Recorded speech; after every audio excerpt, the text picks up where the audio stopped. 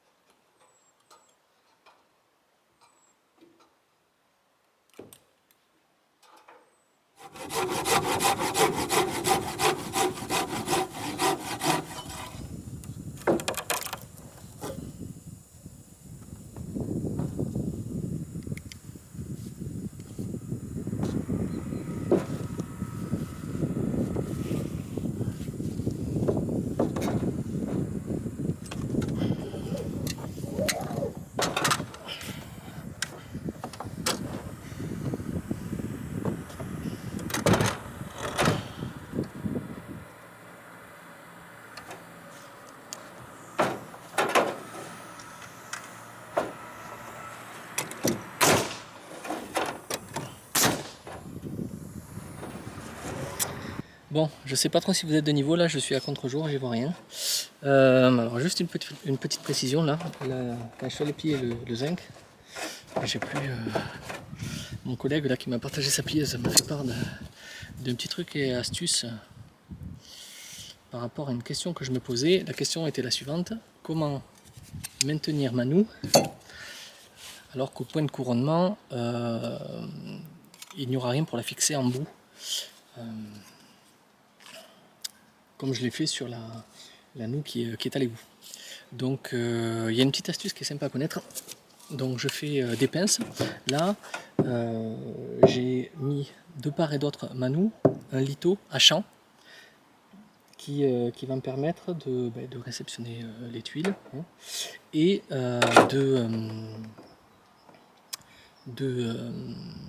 de pouvoir fixer mes pinces. Donc l'idée, c'est de faire ce qu'il appelle un petit gendarme. Donc pour retenir la noue dans sa pente, il s'agit de faire une toute petite entaille, si j'arrive, voilà.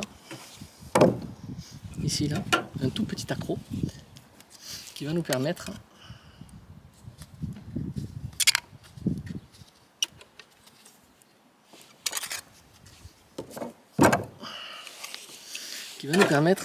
de saisir,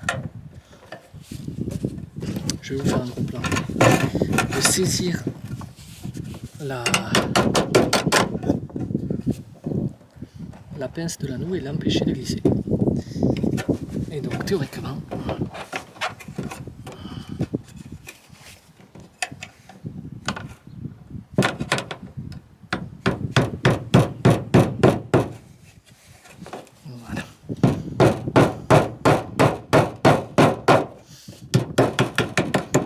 Voilà, donc je vous montre ce que ça donne.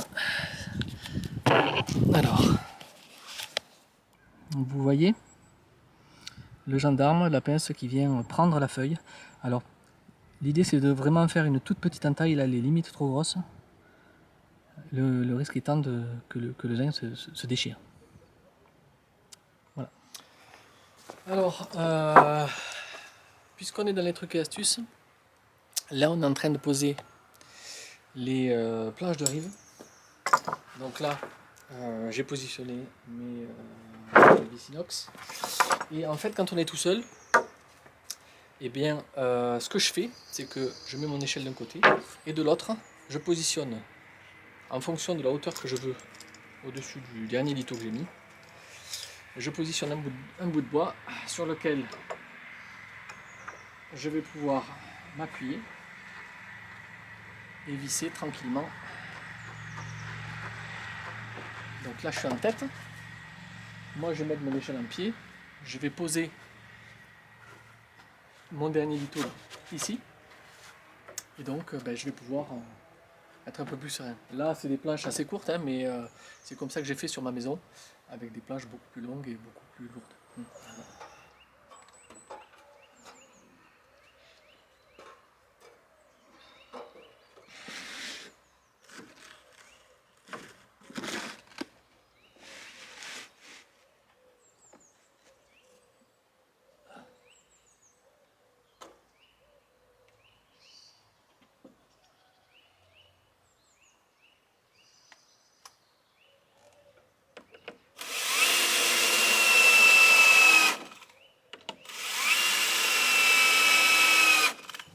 On se retrouve sur le toit pour procéder à la pose des lattes pour poser les tuiles.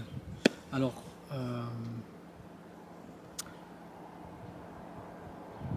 le lattage, c'est quelque chose qui peut paraître être une formalité. Néanmoins, il faut savoir que c'est le fruit, hein, de petits processus de calcul, de vérification que l'on fait avant de les poser par rapport à la tuile que l'on pose. Là, sur le pigeonnier, il nous a été imposé par les Bâtiments de France de poser de la canale. Il se trouve que le modèle qu'ils ont préconisé est les courantes, donc les tuiles de dessous, celles qui vont permettre l'écoulement de l'eau, sont des tuiles à tenons. Des tuiles à tenons.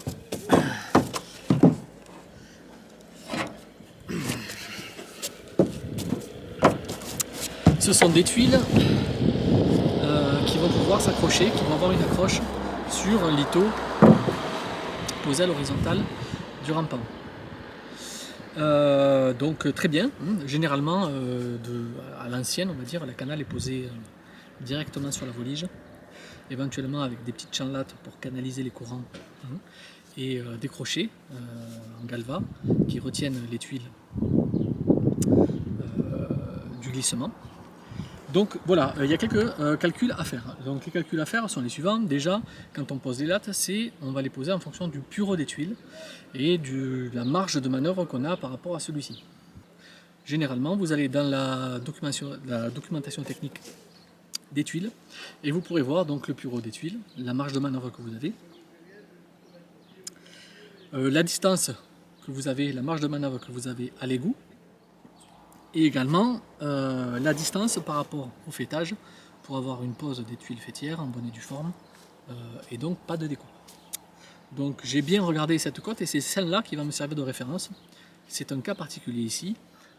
Donc je pars, ma référence va être le fêtage. Je me fixe mon débord de tuiles sur mon zinc, sur le chevron le plus long. Je calcule à combien de fois le pureau peut rentrer et j'ajuste pour avoir un nombre quasiment exact de nombre de tuiles. Une fois que j'ai fait ça, je pose mes litos. Une autre.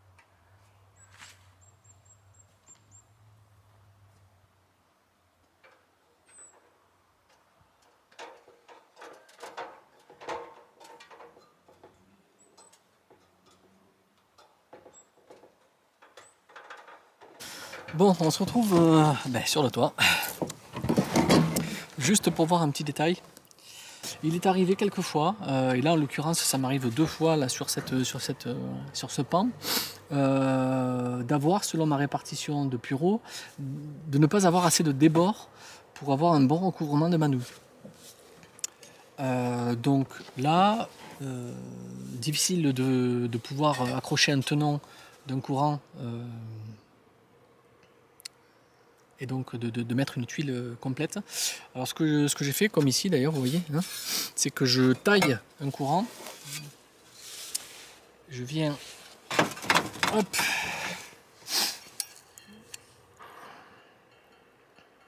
y mettre un petit peu de colle.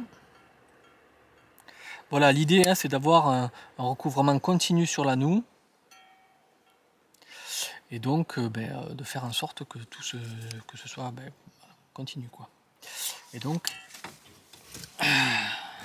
hop.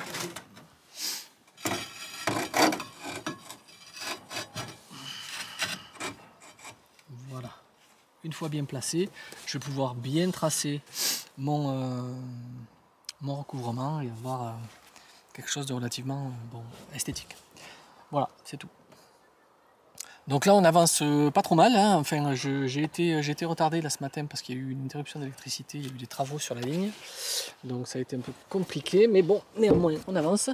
Il y a les pans nord qui sont terminés, les pans ouest.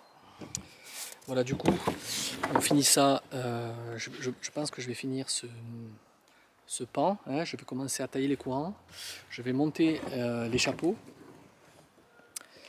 et j'en resterai là pour aujourd'hui. C'est des journées de couverture où il faut être quand même assez prudent. On a la meuleuse dans les mains, il y a le fil qui traîne, les tuiles, les outils, la visseuse, les crochets.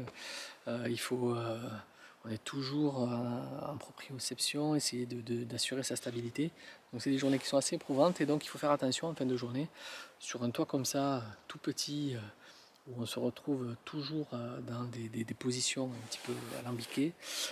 Voilà. Donc tout ça pour dire quoi? Pour dire que normalement j'aurais mis malgré tout 2 jours et demi pour recouvrir la surface de ce toit. C'est incroyable parce que sur un toit classique, hein, bien évidemment, cette même surface aurait été faite en 1 heure.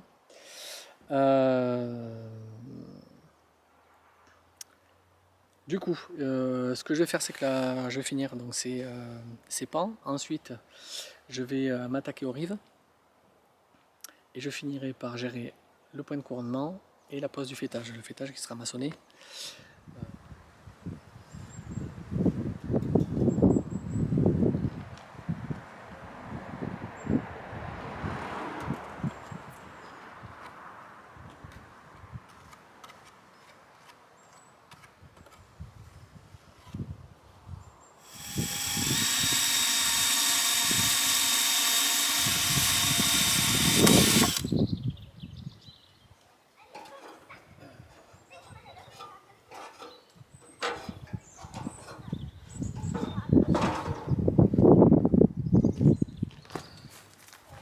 Voilà, là les rives sont terminées.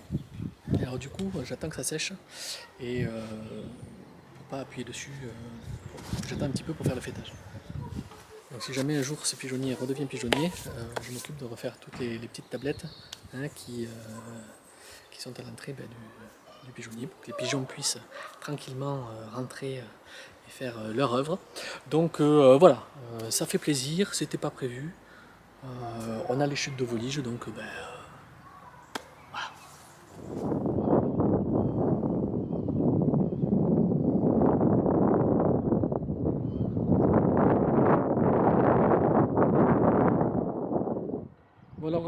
Voilà un toit qu'il aura fallu dompter. Le fêtage est terminé. Nous en avons terminé avec ce pigeonnier de l'instituteur. C'était non sans émotion que j'ai posé la flèche en pensant très fort donc, au pépé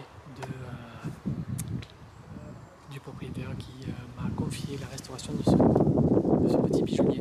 Voilà, donc j'espère que vous avez pu apprécier les différentes étapes pour opérer à la réfection d'un toit. J'ai remarqué, pour une des rares fois où je suis allé voir un petit peu ce qu'on appelle les statistiques de la chaîne, je constate qu'on est de plus en plus nombreux sur cette petite communauté qui suit la charpente ou l'autoconstruction ou les habitats alternatifs. Merci beaucoup de votre fidélité. Ce que je vous propose, c'est de vous abonner là maintenant. C'est gratuit. Mais par contre, ce qui est important, c'est que si vous voulez, le but de cette chaîne, ce pourquoi je partage ces vidéos, c'est pour faire connaître au maximum de gens, déjà d'une part les habitats alternatifs, les maisons paille. Il est grand temps de se saisir du sujet, Alors n'hésitez pas à vous abonner, c'est un petit clic qui fait que peut-être des gens qui cherchent des informations sur ce type d'habitat pourront en trouver sur cette chaîne. Merci d'avance pour votre compréhension et votre participation. Je vous dis à très bientôt et d'ici là, portez-vous bien.